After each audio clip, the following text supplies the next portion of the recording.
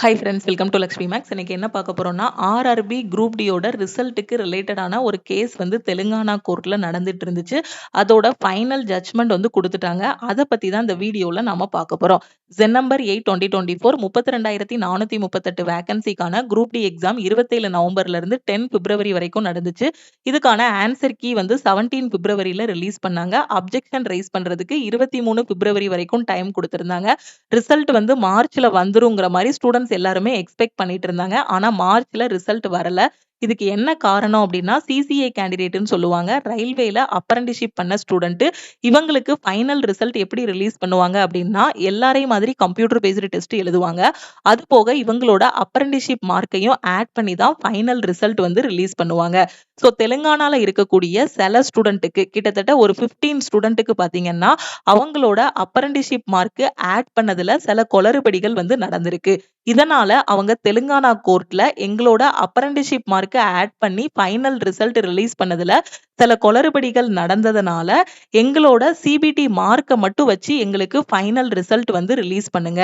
So எங்களோட final result வர்ற வரைக்கும் இந்த 32,438 வேக்கன்சிக்கான இந்த ரிசல்ட்ட வந்து ஹோல்டு பண்ணி வைங்கங்கிற மாதிரி கேஸ் வந்து போட்டிருந்தாங்க. இதுக்கான ஹியரிங் வந்து நடந்துகிட்டே இருந்துச்சு. கேஸ் வந்து நடந்துகிட்டே இருந்துச்சு. லாஸ்ட் ஹியரிங் கூட மே 23ஆம் தேதி கிட்ட சொல்லியிருந்தாங்க. அந்த டைம்ல கோர்ட் வந்து லீவு. அதனால அந்த டேட்ல ஹியரிங் வந்து நடக்கல. அடுத்து 9 ஜூன் 2026 இன்னைக்கு நடந்த ஹியரிங்ல பாத்தீங்கன்னா, ஃபைனல் ஜட்ஜ்மெண்ட் வந்து குடுத்துட்டாங்க. அதுல என்ன சொல்லியிருக்காங்க அப்படின்னா, the Honorable Court has issued important directions while disposing of the interim application in the matter. 15 vacancies have been ordered to be reserved for the petitioners. Okay. இந்த கேஸ் எத்தனை பேர் போட்டிருந்தாங்க அப்படின்னா 15 மெம்பர்ஸ் வந்து போட்டிருந்தாங்க. ஓகே. ஸோ அவங்களுக்கான vacancy மட்டும் reserve பண்ணி வைங்கங்கிற மாதிரி சொல்லியிருக்காங்க. No appointment shall be made against these posts until further orders. Permission has been granted to declare the result for all remaining vacancies. Therefore, there is no complete stay on the recruitment process or the declaration of result. என்ன சொல்லியிருக்காங்க அப்படின்னா, இந்த ரிசல்ட்டை வந்து நீங்க hold பண்ணி வைக்க வேண்டாம். இந்த பெட்டிஷன், இந்த கேஸ் போட்டிருக்காங்க இல்லையா 15 ஸ்டூடெண்ட். ஸோ இவங்களுக்கான அந்த வேக்கன்சியை மட்டும் அப்படியே ரிசர்வ் பண்ணி வச்சுட்டு மீதி இருக்கக்கூடிய வேக்கன்சிக்கான ரிசல்ட்டை வந்து நீங்க அனௌன்ஸ் பண்ணுங்கங்கிற மாதிரி ஃபைனல் ஜட்ஜ்மெண்ட் வந்து கொடுத்திருக்காங்க. அப்போ நீங்க எழுதின இந்த 32,000 வேக்கன்சிக்கான குரூப் டியோட ரிசல்ட் வந்து நாளைக்கு கூட நம்ம எதிர்பார்க்கலாம். ஏன்னா ரயில்வே ஆல்ரெடி சொல்லியிருந்தாங்க, இந்த கேஸோட ஃபைனல் ஜட்ஜ்மெண்ட் வந்துருச்சு அப்படின்னா இம்மீடியட்டா நாங்க பிஇடிக்கான டேட் வந்து அனௌன்ஸ் பண்ணிடுவோம். அதாவது ரிட்டன் எக்ஸாமோட ரிசல்ட் வந்து ரிலீஸ் பண்ணுவோங்கிற மாதிரி சொல்லியிருந்தாங்க. அப்போ நம்ம இந்த மந்த் எண்டுக்குள்ள குரூப் டியோட ரிசல்ட் வந்து எதிர்பார்க்கலாம். இன்னொரு 2 to 3 வீக்ஸ்ல பாத்தீங்கன்னா உங்களுக்கான பிஇடி வந்து இருக்கும். ஸோ நான் ஏற்கனவே எக்ஸ்பெக்டட் கட் ஆஃப் வீடியோ வந்து உங்களுக்கு போட்டிருக்கேன். நீங்க வந்து ஒரு 65க்கு மேல ஸ்கோர் பண்ணியிருக்கீங்க, ரா மார்க் 65க்கு மேல வந்திருக்கு அப்படின்னா, ஸோ எல்லாருமே பிஇடி வந்து பிராக்டிஸ் பண்ணுங்க. ஆல்மோஸ்ட் நிறைய ஸ்டூடெண்ட் வந்து பிஇடி பிராக்டிஸ் பண்ணிட்டு தான் இருக்காங்க.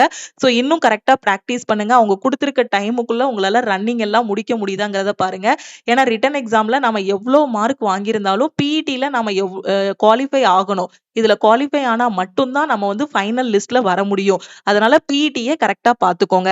அப்போ 32,000 வேக்கன்சிக்கான ரிசல்ட் வந்து கூடிய சீக்கிரத்துல நாம வந்து எதிர்பார்க்கலாம். அப்ப இப்ப வந்திருக்க 22,000 வேக்கன்சிக்கு நாங்க அப்ளை பண்ணிருக்கோம் மேம். இதுக்கான எக்ஸாம் டேட் எப்ப இருக்கும் அப்படின்னு கேட்டீங்கன்னா, இவங்களோட பிஇடி முடிஞ்சதும் உங்களுக்கான எக்ஸாம் டேட் வந்து இருக்கும். அப்படி பார்க்கும்போது கரெக்டா ஆகஸ்டுக்குள்ள நாம வந்து 22,000 வேக்கன்சிக்கான சிபிடி எக்ஸாம் டேட் வந்து எதிர்பார்க்கலாம். கரெக்டா உங்களுக்கு ஒரு 60 டேஸ் தான் டைம் இருக்கு. 60, 65 டேஸ் தான் டைம் இருக்கு. ஸோ இந்த டைம்ல டெஸ்ட் எடுத்து அந்த டெஸ்ட்டை அனலைஸ் பண்ணுங்க. நம்ம லக்ஷ்மி மேக்ஸ் ஆப்ல லாஸ்ட் மினிட்ல ரிவிஷன் பண்றதுக்காக டெய்லி லைவ் கிளாஸஸ் வந்து கொண்டு போயிட்டு இருக்கோம். இது வரைக்கும் நீங்க படிக்கலனாலும் இந்த லைவ் கிளாஸையாவது கரெக்டா ஃபாலோ பண்ணீங்கனாலே குரூப் டி எக்ஸாம் வந்து கிளியர் பண்ணிடலாம். ஏன்னா குரூப் டில எக்ஸ்பெக்ட் பண்ணக்கூடிய முக்கியமான maths, reasoning, science, general awareness questions வந்து நம்ம செட்டா வந்து டிஸ்கஸ் பண்ணிட்டு இருக்கோம். ஓகே, இந்த லைவ் கிளாஸஸை யூட்டிலைஸ் பண்ணிக்கோங்க. ஆல்ரெடி ரிட்டன் முடிஞ்சவங்க பிஇடிக்கு நல்லா பிராக்டிஸ் பண்ணுங்க. ஓகே. ஸோ இன்னும் இந்த கேஸ பத்தி நீங்க திங்க் பண்ணாதீங்க. இது யாரு போட்டாங்க? இதுக்கு பேக்கிரவுண்ட்ல என்ன இருக்குங்கிறது எதுவுமே நீங்க திங்க் பண்ண வேண்டாம். ஸோ ஃபைனல் ஜட்ஜ்மெண்ட் வந்துருச்சு. கூடிய சீக்கிரத்தில நமக்கு ரிசல்ட் வரப்போது. ஸோ பிஇடிக்கு 100% ரெடியா இருக்கணும். ஏன்னா ஒரே ஒரு சான்ஸ் தான் குடுப்பாங்க. 2வது சான்ஸ் வாங்கவே முடியாது. நம்ம வந்து எனக்கு தல சுத்திருச்சு, நான் கீழ விழுந்துட்டேன், எனக்கு மயக்கம் ஆயிருச்சு, இன்னொரு சான்ஸ் குடுங்கன்னு எதுவுமே நம்ம வந்து கேட்க முடியாது. ஸோ கரெக்ட்டா அத வந்து பெர்ஃபெக்ட்டா டெய்லி மார்னிங்கும், ஈவினிங்கும் பிஇடிக்கு பிராக்டிஸ் பண்ணுங்க. அதே மாதிரி 22,000 வேக்கன்சிக்கு இப்போ அப்ளை பண்ணியிருக்க ஸ்டூடெண்ட் டெஸ்ட் எடுத்து அந்த டெஸ்ட்ட வந்து அனலைஸ் பண்ணுங்க. நீங்க சிலபஸ் முடிச்சிட்டீங்க அப்டின்னா டெஸ்ட் எடுங்க. ஏன்னா இவங்களுக்கு பிஇடிய முடிச்சுட்டாங்க அப்டின்னா அந்த குரூப் டி ஆல்மோஸ்ட் ஓவர். ஏன்னா அதுக்கப்புறம் வந்து ஃபைனல் ரிசல்ட் தான் ரிலீஸ் பண்ணணும். ஸோ நீங்க டெஸ்ட் எடுங்க. டெஸ்ட்ட அனலைஸ் பண்ணுங்க. ஃபுல் டெஸ்ட் எடுங்க. ஃபுல் டெஸ்ட் எடுக்கும்போது ஏதாவது ஒரு இடத்துல மார்க் கம்மியாகுது அப்டின்னா, அடுத்து சாப்டர் டெஸ்ட், செக்ஷனல் டெஸ்ட் வந்து எடுங்க. அதுக்கப்புறம் லாஸ்ட் மினிட்ல ரிவிஷன் பண்ணுங்க. கரண்ட் அஃபேர பொறுத்தவரைக்கும் லாஸ்ட் 1 இயரோட கரண்ட் அஃபேர் வந்து படிச்சுக்கோங்க. ஆகஸ்ட்ல எக்ஸாம் வருது அப்டின்னா, ஃபர்ஸ்ட் ஜனவரி டூ ஜூலை வரைக்கும் இருக்கிற கரண்ட் அஃபேர் படிங்க. அதுக்கப்புறம் லாஸ்ட் 3 மாசம் டிசம்பர், நவம்பரோட கரண்ட் அஃபேர் 2025 ஓட கரண்ட் அஃபேர் வந்து படிச்சுக்கோங்க. ஸோ ஏன்னா ஜெனரல் அவேர்னஸ் பொறுத்தவரைக்கும் 20 கொஸ்டின் வருது அப்டின்னா, கரண்ட் அஃபேர்ல இருந்து 10, 15 கொஸ்டின் வந்துரும். ஸோ கரண்ட் அஃபேர நல்லா படிச்சுக்கோங்க. இதெல்லாம் எனக்கு எங்க படிக்கணும்னு தெரியலங்கிற ஸ்டூடெண்ட் நம்ம லக்ஷ்மி மேக்ஸ் ஆப்ல சிஏ கோர்ஸ் வந்து குடுத்துருக்கோம். இதுல ஜாயின் பண்ணிக்கோங்க. ஸோ இப்போ என்டிபிசி போற ஸ்டூடெண்ட் பாத்தீங்கன்னா 199 மட்டும் பே பண்ணி ஜாயின் பண்ணிக்கலாம். ஏன்னா 13ஆம் தேதி என்டிபிசியோட சிபிடி 1 எக்ஸாம் வந்து ஸ்டார்ட் ஆகுது. ஏற்கனவே ஒரு பேஸ் முடிஞ்சிருச்சு. மே 7, 8, 9 ஓடது. 13ஆம் தேதி பாத்தீங்கன்னா என்டிபிசியோட அண்டர் கிராஜுவேட்டோட சிபிடி 1 வந்து நடக்க போகுது. ஓகே. ஸோ அதனால கரண்ட் அஃபேர் கோர்ஸோட ஃபீஸ் வந்து 999 நம்ம சொல்லியிருந்தோம். என்டிபிசி போற ஸ்டூடெண்ட் வந்து 199 பே பண்ணி ஜாயின் பண்ணிக்கலாம். இந்த ஷிஃப்ட் கொஸ்டினுக்கு நீங்க 99 மட்டும் பே பண்ணி ஜாயின் பண்ணிக்கலாம். எக்ஸாம் முடிஞ்சதுக்கு அப்புறம் கூட இத லைஃப் டைமாவும் நீங்க வந்து என்ன பண்ணிக்கலாம்? சேஞ்ச் பண்ணிக்கலாம்.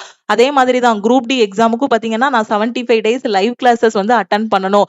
இந்த லாஸ்ட் மினிட்ல நான் ரிவிஷன் பண்ணணுங்கிற ஸ்டூடெண்ட் ஆல் இன் ஒன் கோர்ஸ்ல ஜாயின் பண்ணிக்கோங்க.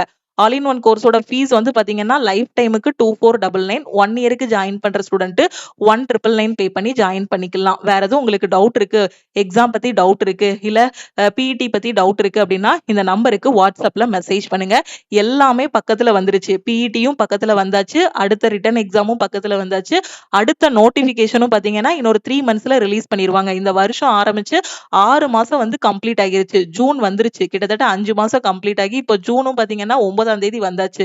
ஸோ இதுக்கு அடுத்து பாத்தீங்கன்னா இன்னொரு என்டிபிசிக்கான நியூ நோட்டிபிகேஷன் வரும். இன்னொரு குரூப் டிக்கான நியூ நோட்டிபிகேஷன் ரிலீஸ் பண்ணணும். ஸோ எல்லாமே பாத்தீங்கன்னா ஸ்பீடா நடந்துகிட்டே தான் இருக்கும். அதுக்கு தகுந்த மாதிரி உங்களோட ப்ரிப்பரேஷனையும் ஸ்பீடா கொண்டு போங்க. திருப்பியும் நாம வந்து நெக்ஸ்ட் கிளாஸ்ல மீட் பண்ணலாம். Thank you.